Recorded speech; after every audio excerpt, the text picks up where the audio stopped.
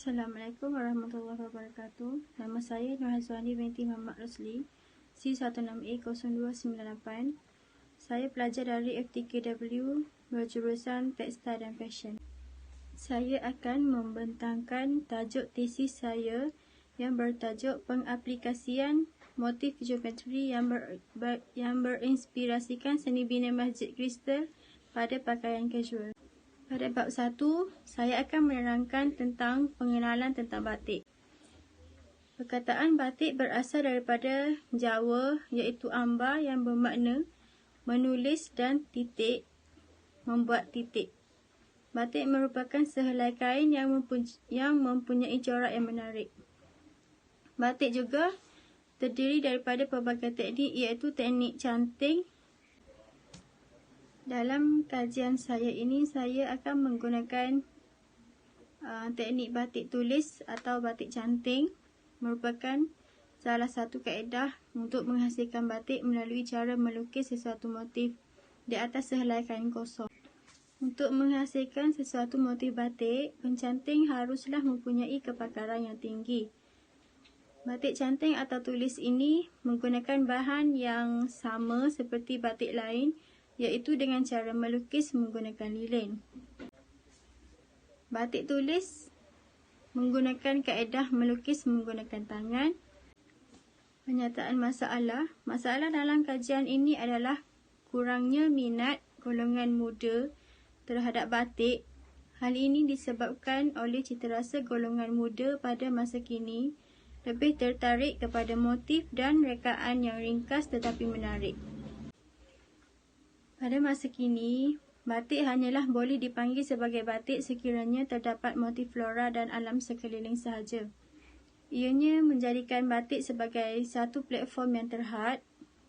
Batik juga hanya dipakai oleh golongan masyarakat yang sudah meningkat usia dan dalam majlis tertentu sahaja. Seterusnya adalah harga sehelai kain batik canting adalah sangat tinggi. Perkara ini akan menjadikan pemilihan terhadap batik menjadi kurang. Hal ini secara tidak langsung akan menyebabkan pengeluaran batik menjadi menurun. Disebabkan hal ini juga, secara tidak langsung akan memberi kesan kepada industri batik untuk menampung kos harga bahan mentah yang tinggi, menyebabkan batik tidak boleh dijual dengan harga yang rendah. Antara persoalan penyelidikan saya adalah apakah corak yang terdapat pada seni bina masjid kristal. Yang kedua, apakah usaha yang sesuai bagi mempertingkatkan penggunaan motif geometri pada batik canting? Dan yang ketiga ialah bagaimanakah cara untuk menginovasikan motif geometri yang terdapat pada masjid kristal. Antara objektif penyelidikan saya adalah mengenal pasti corak geometri yang terdapat pada seni bina masjid kristal. Yang kedua adalah mengaplikasikan batik canting bermotifkan geometri yang diinspirasikan daripada masjid kristal. Yang ketiga ialah menghasilkan pakaian kasual bermotifkan geometri yang berinspirasikan motif seni bina masjid kristal menggunakan teknik canting. Dalam bab 2, saya akan menerangkan tentang kajian literatur iaitu kajian lepas. Saya menggunakan kajian ilmiah seperti buku, jurnal dan lain-lain kajian seperti tulisan pada majalah dan pendapat tokoh ilmuwan.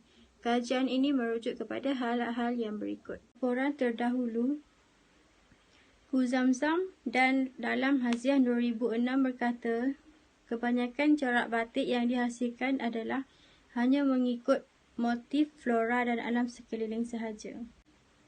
Seterusnya ialah metodologi kajian. Saya menggunakan kaedah kualitatif sebagai tempat untuk menjalankan kajian ini. Dalam bab ini juga membincangkan metod yang digunakan dalam melaksanakan kajian ini.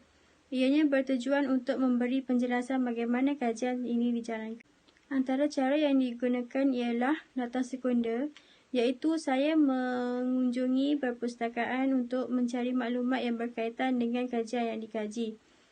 Saya menemui banyak idea melalui pembacaan buku, jurnal, artikel, akhbar dan majalah.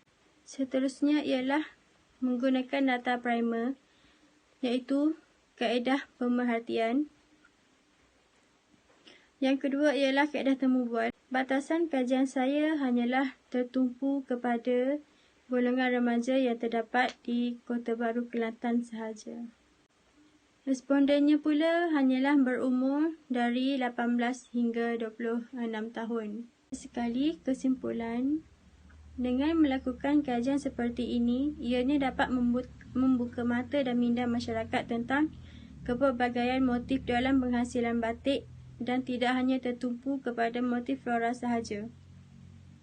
Melalui penghasilan rekaan yang dibuat, juga didapati bahawa batik bukan hanya dijadikan baju kurung, malahan pakaian casual juga. Sesungguhnya dengan membuat kajian ini, ianya mampu menarik minat orang ramai, terutamanya golongan muda, dengan mewujudnya motif yang baru pada rekaan corak batik. Oleh itu, pengkaji berharap bahawa warisan batik ini dapat diteruskan lagi pada masa hadapan.